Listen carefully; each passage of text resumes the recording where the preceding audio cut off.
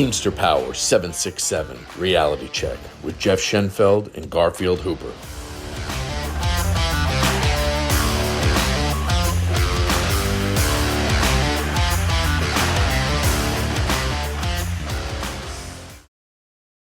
Morning, Garfield. How's everything going today?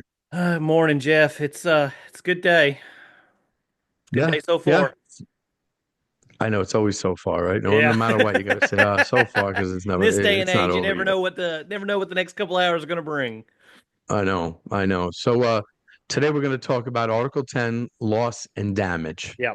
Okay, there are some things that have changed. We'll talk about that, towards the end, but we're gonna read right from this section. I want to section one right off the bat. No employee shall make any reimbursement or have monies deducted from their pay for loss or damage to parcels except as provided in this section. Okay.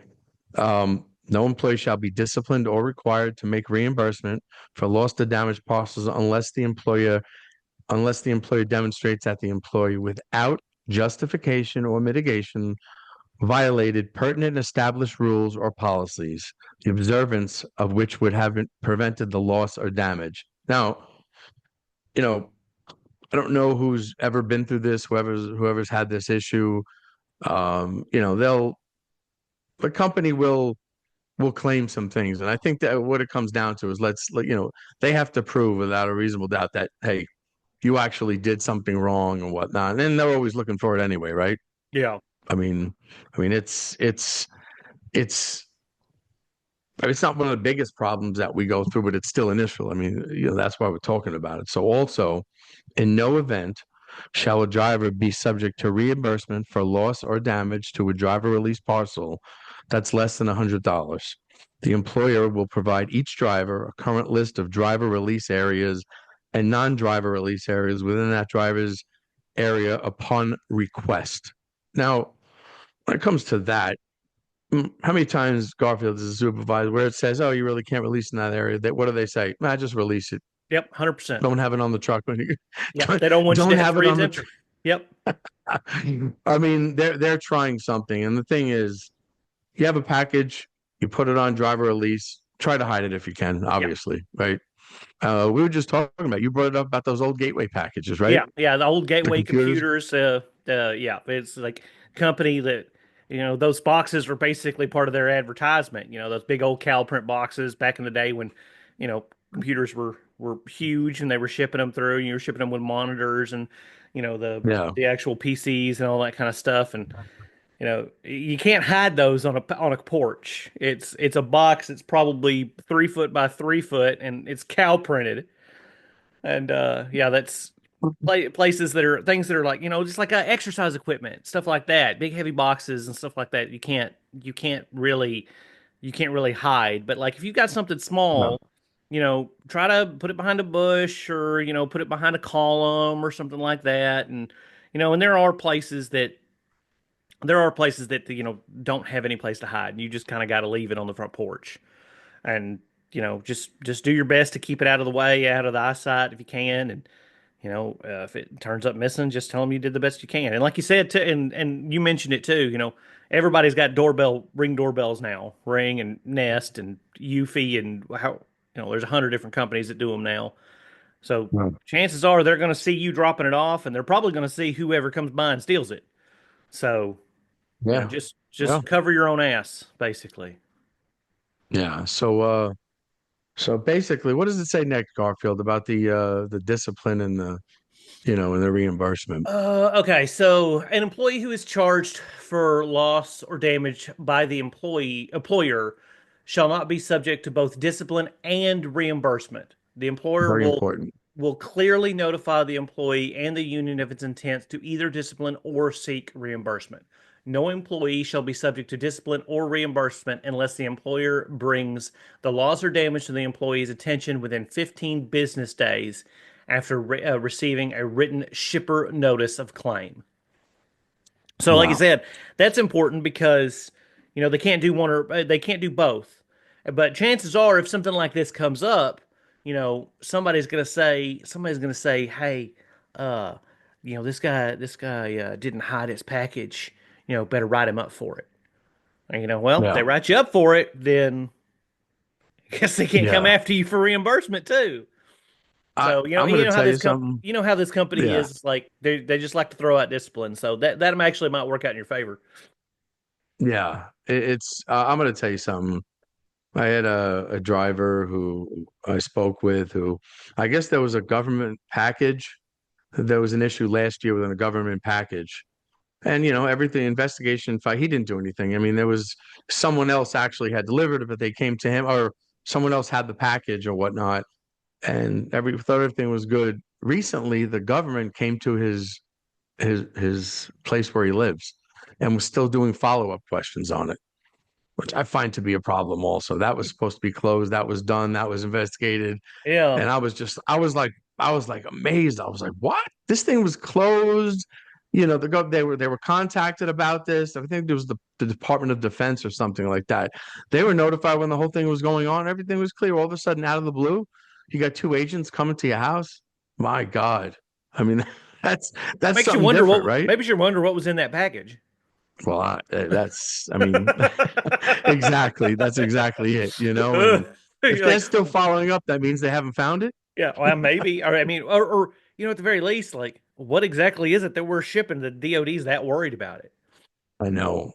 So that's just, I mean, that's an extreme case, but it's just, I mean, it's amazing. But also in this, if an employee who is found to be responsible for two reimbursements in 12-month period may receive a warning letter in addition to being responsible for reimbursement should a third loss occur with the same 12-month period. Now, I mean, you don't usually see that, but we're talking about it because it can happen, right? I mean, things Yeah. happen, but like anything else, it has to be fought like by the steward. If the steward doesn't know, get with the BA.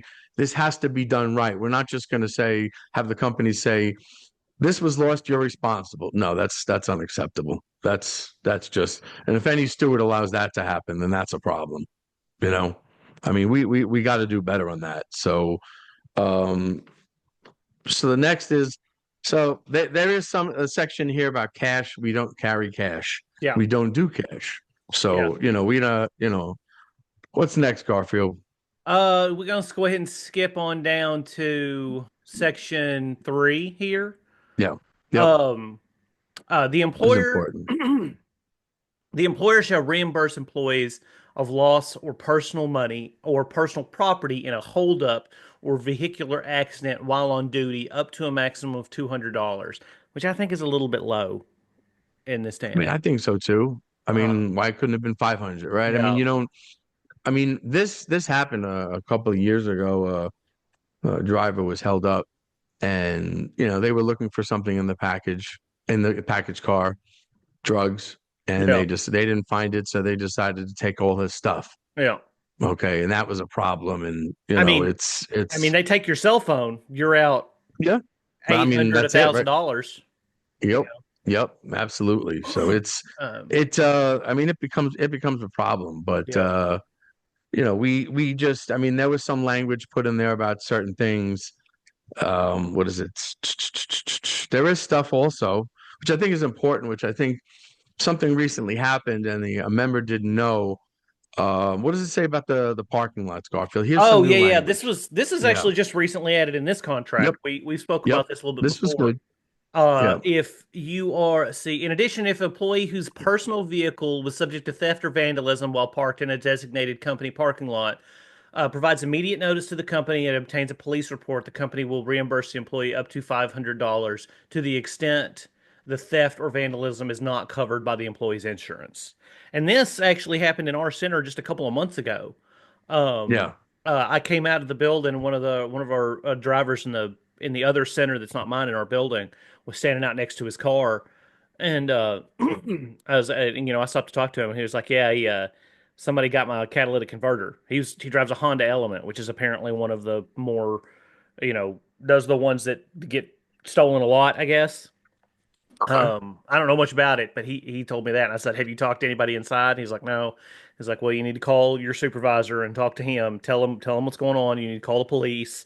Have them come out, file a report, and all that kind of stuff." And then, when all this was said and done, like, I mean, it's right here in the contract.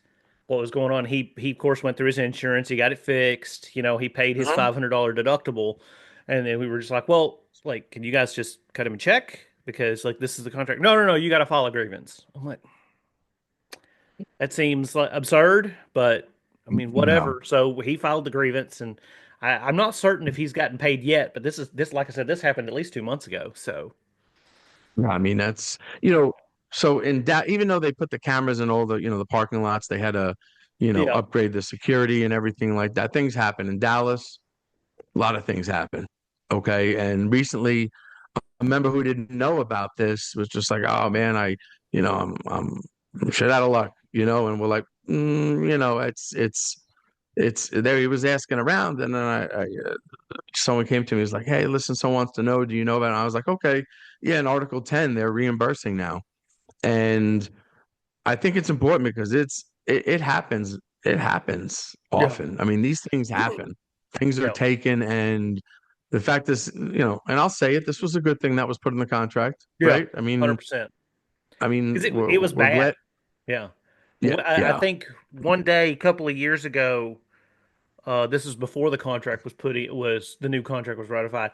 I think we had like something like 5 or 6 cars in our parking lot hit for their catalytic converters in McKinney. really. Yeah, just in one day. God, So my God, and yeah, it's that's absolutely nuts. I yeah, it mean, is. it it should be enclosed, right? We should have a fence, but that's a whole nother issue, Yeah, right? well, It's so this is something we needed to talk about. A certain thing, some things that people didn't know, and I think they do need to know. I mean, bottom line is, when you're going back to it, when you're delivering packages, try to do the right thing always, right? I mean, we're always trying to do the right thing. Hide the package best you can, and don't easily accept what matters. Oh, you owe this for what? Okay, so the steward, if steward doesn't know, he's got to get with the BA. Let's not let them just, hey, you're responsible for this. and And and once again, yeah, this is Article 10, so this is national language. This is everybody. Section 1 dealt with paying for being a reimbursement for loss. Section yeah, 2 deals with like CODs. There are some, like I said, we said there are some language in there about cash, which I mean we don't do anymore. I've been with the company 18 years, and we haven't done cash that yeah. entire time. And Hmm. there's just some COD language and stuff in there as well. And of course, Section 3 deals with like reimbursement for property damage or theft when you're on the clock or on Yeah, company property. So, revert to those if you need, if something like this happens, in your area or to you or to one of your coworkers, one of the members, yeah, and that'll let you know what to do. yeah. And just if you're watching this podcast, please let the other members know there is, they especially if you're being held up or something in the happens to your car in the parking lot, there is something that can be done. Yeah. Okay, it's a process you got to go through like anything else, but with the language, you can get stuff done. Yep. So I'm glad we talked about this, and for myself and Garfield, have a good day. We all deal with national language, but on this podcast, when it comes to supplemental language, we deal mostly with the southern region. And as always, it's best to get advice from your local stewards or business agents. If you would like to reach out to us with any questions, we have an email address, 767realitycheck@gmail.com. That's 767realitycheck@gmail.com. And remember, strong people stand up for themselves, but the strongest people stand up for others.